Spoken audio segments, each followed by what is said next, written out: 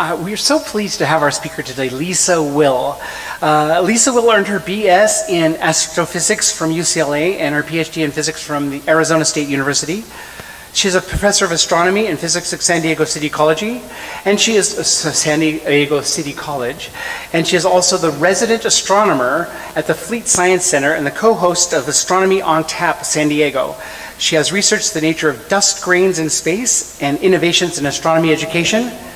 She is obsessed with Star Wars, the MCU, Doctor Who, and has been a proud geek girl since watching Star Trek and Star Wars as a child. She lives in San Diego with her husband, science fiction and fantasy author Greg Van Eekhout. I didn't ask for the pronunciation on that, and their dog, please correct me. We're so pleased to have her here. Welcome, Lisa.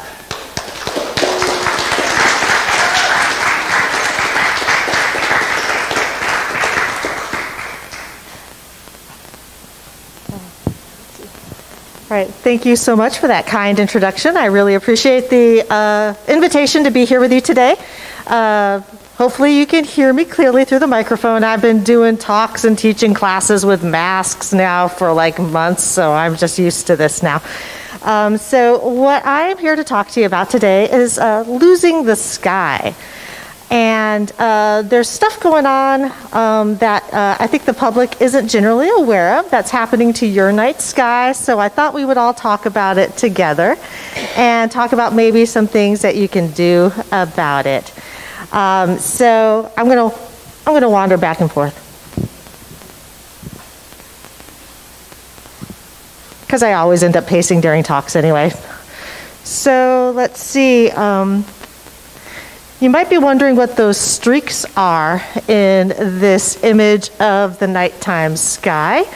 Let's see, we'll get the lights down a little bit more. So a lot of times when you see pictures of the night sky, what you're actually seeing are what we call long exposure images of the sky so that you could actually see some of the stuff that you normally can't see with the naked eyes. So this image that we'll be looking at here is one taken in a national park in Western Australia. And what you're supposed to see are stars and stuff, but there's all these streaks that are moving in random directions. And those streaks are kind of important to understand what I'm talking about. I like the dark. I heard some of you talk about the solstice and the longest day of the year. I'm just like, let's get back to longer hours of not darkness, okay? This is a national park in Western Australia where there are these rock forms called pinnacles. And in this longer exposure photograph, the telescope moves with the sky. So if you've ever played with a telescope that has a motor, it actually moves with the sky so that it moves with the rotation of the Earth. And so everything should stay fixed. If you just take a camera, yes, let's get it completely dark. Okay, so I give talks in planetaria. This is bright for me. If you actually set up a camera on a tripod and just leave the shutter open for longer, you'll see the stars trail across the sky because you're not taking into account the Earth's rotation. So if these were stars causing these streaks, they would all be moving together. But you're seeing a bunch of streaks here at random directions, but they're not actually too random.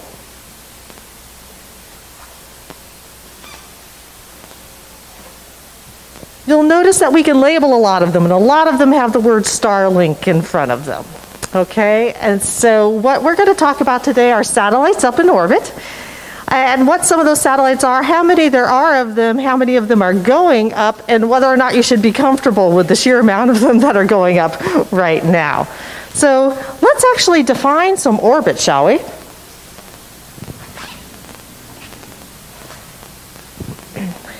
So what I have here is a diagram of the different orbital distances, as we call them, from the Earth. And that big green one is sort of mid-Earth orbit. There's a red one all the way to the side that's high Earth orbit. And there's this tiny blue zone all the way closest to the Earth that's called low Earth orbit. That's where the space station is. That's where the Hubble Space Telescope is. Different satellites and different spacecraft occupy different orbits. A lot of the geosynchronous satellites that are weather satellites, they're way further out. Communication satellites tend to be further in. And so low Earth orbit is the most, well, we'll talk about how it's getting populated. But basically, communication satellites, weather satellites, Defense Department satellites from governments all over the world, and more recently, more communication satellites that are used for satellite internet are being launched. Now, do these satellites stay up in orbit forever? And the answer is no.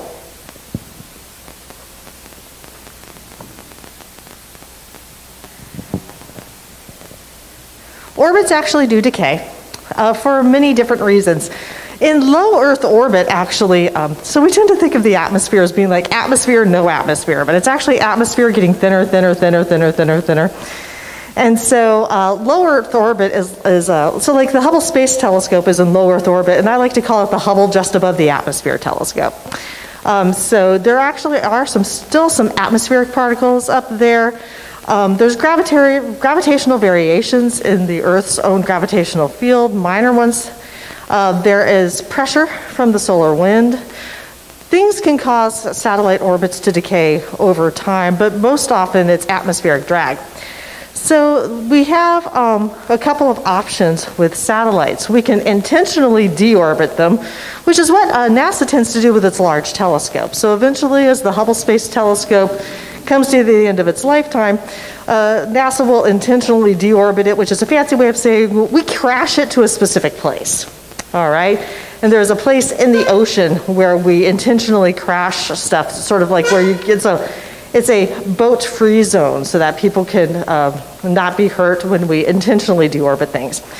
The other option you can do is actually change their orbits up into what we call the satellite graveyard, put them into a really, really, really, really high orbit where it would take a very, very long time for them to fall back down in terms of thousands of years. But all of those are predicated on your spacecraft actually having fuel on them to change their orbits. Basically, you got a plan to deorbit your satellite when you launch it. Or otherwise, it'll just naturally decay and fall back down. So why is that important?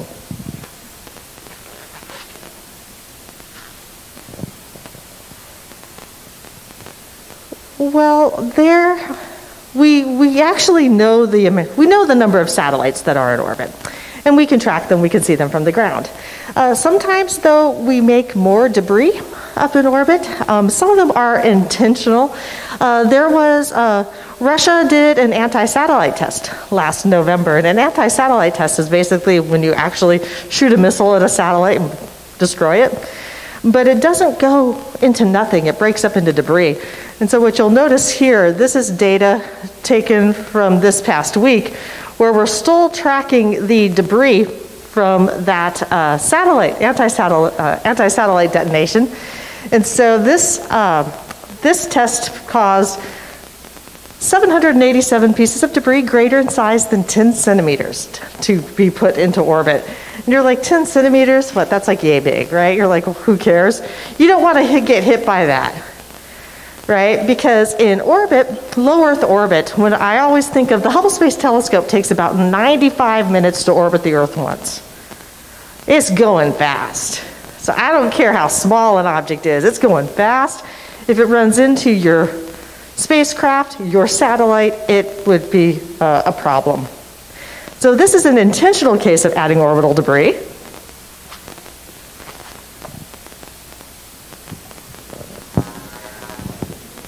You might be wondering, with all these satellites up there, have there ever been accidental collisions? And the answer is yes.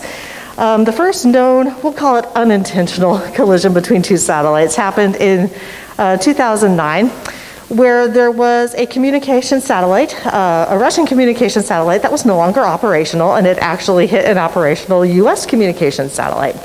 And both satellites were destroyed and put in literally millions of pieces, tiny, tiny, tiny, tiny little pieces of debris.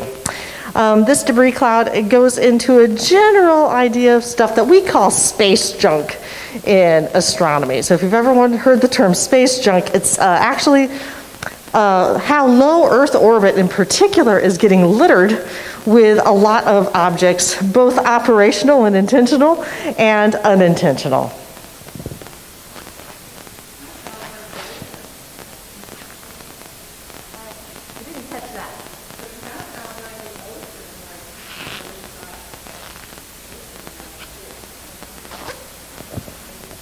Yeah, they're actually, they're very similar to what we're doing to the oceans. And so I think oftentimes we think because space is big, that there's plenty of room for everything out there.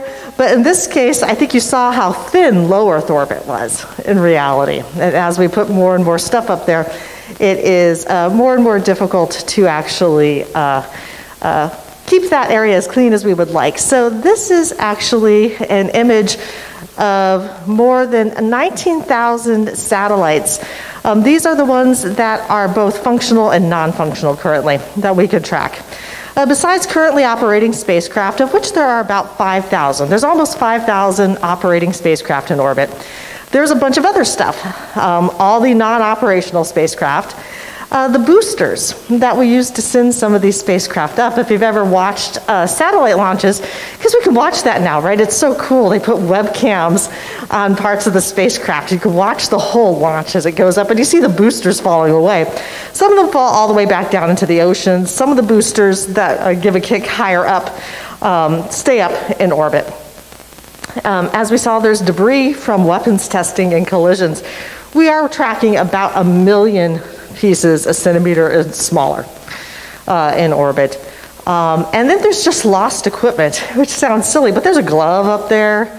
There's a wrench up there. Sometimes the astronauts up in spacewalks, they lose things. But now we traditionally have them tethered. But yeah, no, that wrench just goes flying away and it doesn't fall back down to Earth. It actually goes into orbit for long periods of time. So we have low Earth orbit is basically littered with debris. You might notice something that looks more like a specific ring there. That's actually higher up. That's geosynchronous orbit. Geosynchronous means to go in time with the Earth. And so all the satellites that are in geosynchronous orbit have to be at the same distance from the Earth. So that's why you get this ring around the Earth in that case.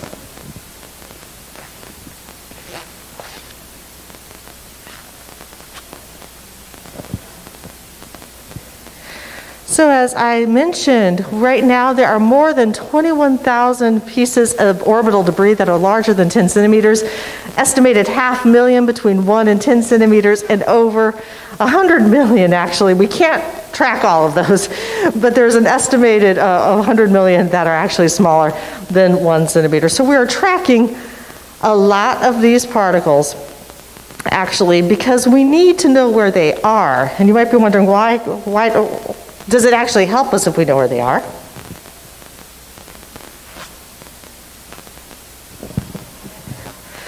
Well, yeah, we do need to track them because sometimes they hit things we really do care about, especially sometimes they hit things where people are in them. So what you have over here on the right is an image of the cupola on the International Space Station. There is a tiny little room on the space station which has windows. Has to be the best view ever, right? Just looking down on the Earth all the time.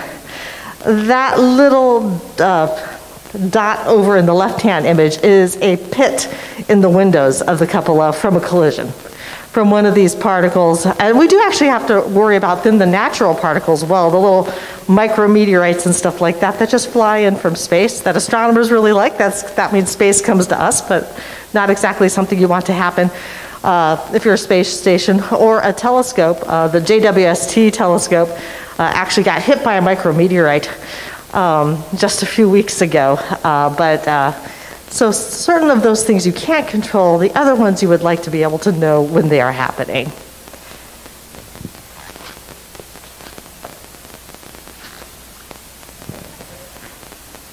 So you might be wondering, does the sheer amount of stuff up in orbit actually pose a problem, other than just direct collisions maybe to the space station?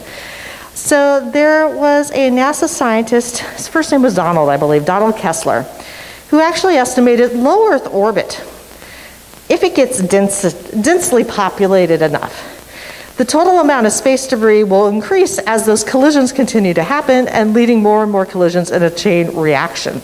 If you ever watched the movie Gravity from a few years ago, they actually showed that very, very well. That's basically what happened in Gravity. We had a spacecraft get hit, got knocked into another one, got knocked into another one. They had cascading collisions. So if this happens, space exploration and satellite usage would not be feasible without remediation. What does that mean? That's that plan we were talking about. You either got a plan to deorbit, or you got a plan to push up into the satellite graveyard. The ultimate concern of this, actually, is we might not be able to send spacecraft away from the Earth anymore. So those spacecraft that go to Mars, the spacecraft that have explored Jupiter and Saturn for us, the New Horizons spacecraft that got all the way out to Pluto and beyond, we wouldn't be able to get them past this ring of debris. And so it isn't just a matter of worrying about specific satellites in orbit, but whether or not we can launch them safely or whether or not we can even launch stuff further away. So what are we doing about this?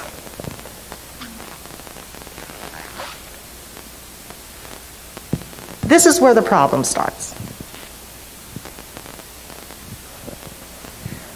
Because currently there are corporations who plan to send up more and more satellites, and there's estimated going to be more than 100,000 satellites in orbit by the end of the decade. And right now, like I said, there's only about 5,000 operational ones. So you can see the huge increase that is planned. So let me tell you where those come from. And these are some phrases that you may have heard of. Satellite constellations. What is a satellite constellation? Basically, a satellite constellation is a group of satellites that all work in tandem with each other. Just like your two eyes work together and your two ears work together. If you have multiple satellites working together, we call it a satellite constellation. So, for example, GPS networks. Those would be satellite constellations.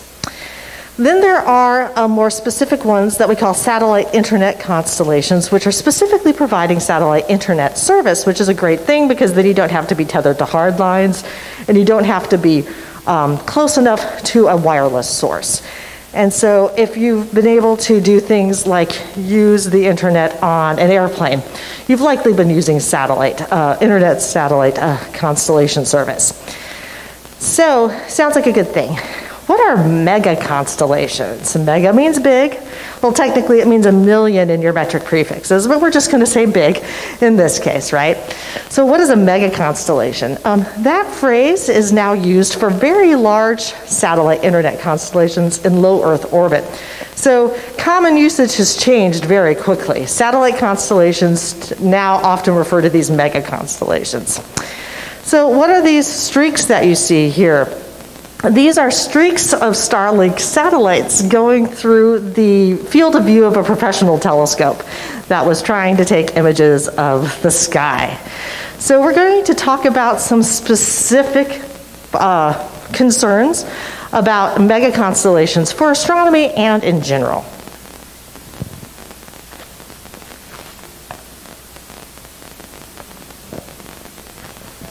So there's a couple of things that we have to be concerned about when corporations send up all these satellites up into the sky.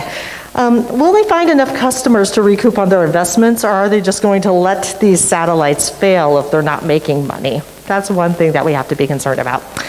Can these corporations then be liable for the space debris at the end of life of the satellites? What happens if their individual satellites collide, and then what are the various impacts, both literal and figurative, right, of these constellations, these satellite constellations? And the reason why I'm specifically mentioning corporations here is that these are private companies putting these mega constellations up. And the space agencies, NASA, the European Space Agency, and so on, they actually do have plans of what to do with satellites at end of life. So it's the corporations that we're now concerned with, not dealing with these.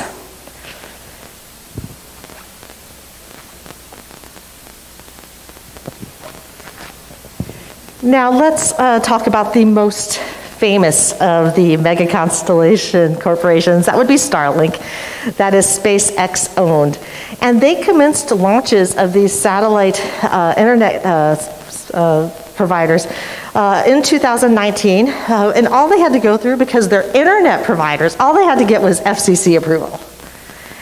And as of May 2022, there's over 2,400 satellites just from Starlink in orbit. So they actually comprise about half of all of the operational satellites and the vast majority of the satellites launched by anyone in the United States.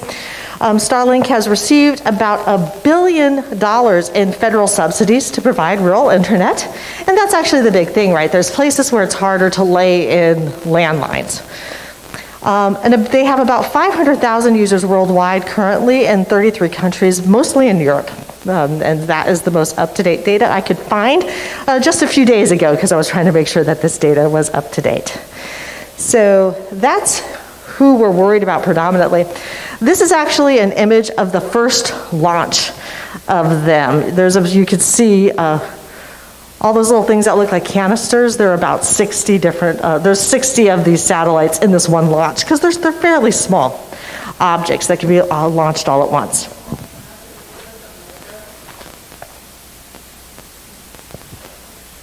So I heard, and that can be referred to as mega. That was the beginning of a mega constellation, because now they have 2,400 of them working together, right? And so some of this, first of all, you need to know this caught astronomers by surprise, because it's not like it had to go through an environmental impact statement. It's not like it had to go through the National Science Foundation or the National Academies of Sciences. SpaceX got FCC approval, they just launched. And so in terms of astronomy, the Rubin Observatory estimates that as many as 30% of all of their images will now contain satellite trails. There is a survey being done with a telescope up on Mount Palomar here in San Diego County that estimates that up to 25% of their images showed these satellites in April of this year. The way we look for asteroids is to look for objects that are moving against the background of stars. This makes it much harder to look for asteroids. You want us to look for asteroids, okay? And then, like I said previously, launches were approved without consultation with the scientific community. And so there had been no discussion of how this would impact astronomy.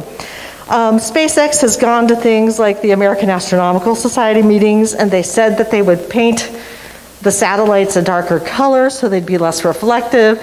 They did that for a launch. They said it made it more difficult for some of their communications, and so they've stopped doing that. And so that was one thing that they said they would do that they have not.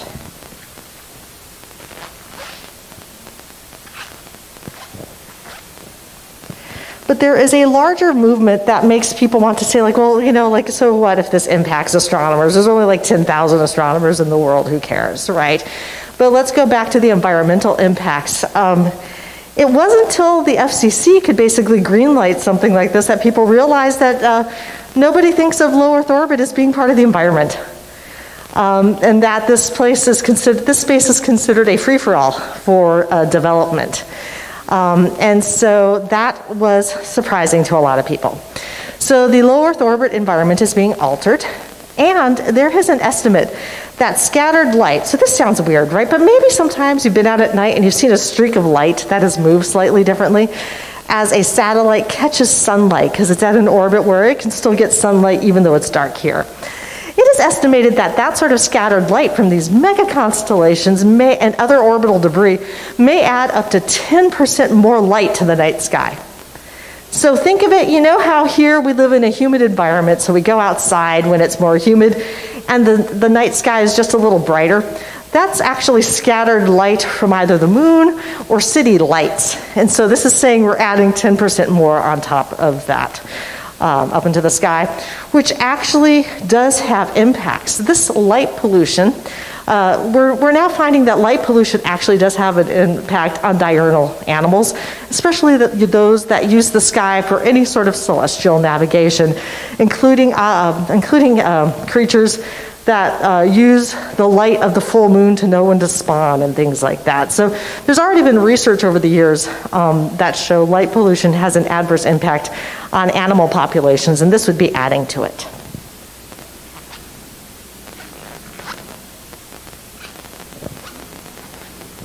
And now let us talk about the cultural impact of changing the sky. It is estimated that if those satellite constellations, that estimated 100,000 or so satellites that would get put up by Starlink, by OneWeb and Amazon. OneWeb is mostly in Europe, but you all know who Amazon is.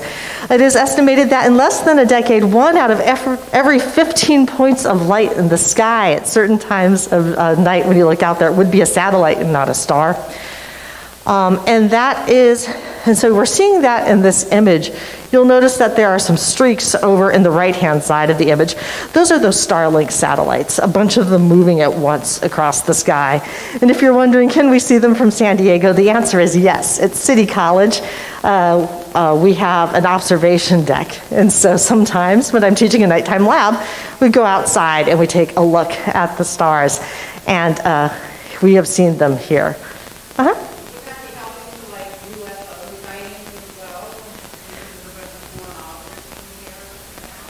You know, that would be interesting. I think people who saw a bunch of objects moving in tandem, looking like it was coordinated motion, might actually add to people thinking that they saw something like that, definitely. A sky is a connection to nature, and there are cultures all over the world that use the sky to share their traditions, their history, and knowledge. And an indigenous astronomer from Australia gave the following quote: "In the same way that our lands were colonized, our skies are now being colonized." And I think this is an important thing to note.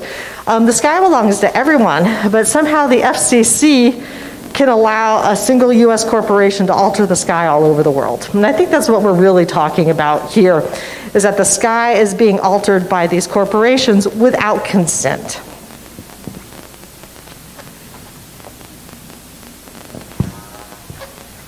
So you might be wondering what astronomers are doing about it. Well, the International Astronomical Union has actually put together a Center for the Protection of the Dark and Quiet Sky from satellite constellation interference. Never let astronomers name things. We do these horrible long things. At least they didn't give it an acronym. And this is another case where we're doing a long exposure photograph. So the motion that is all together, that sort of curved motion, is the motion of the sky. And then you can see the streaks that are going in a different direction that show you these satellite constellations.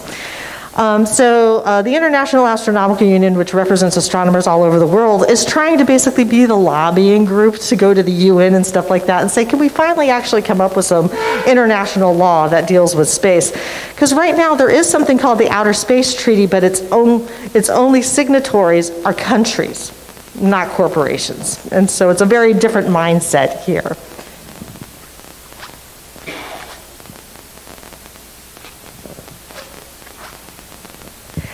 And then, as I've seen from the expressions on many of your faces, because the eyes, even though you're masked, the eyes have really shown some of your expressions, right? There are no binding rules of monitoring mega constellations. SpaceX is on average launching 50 new satellites per week.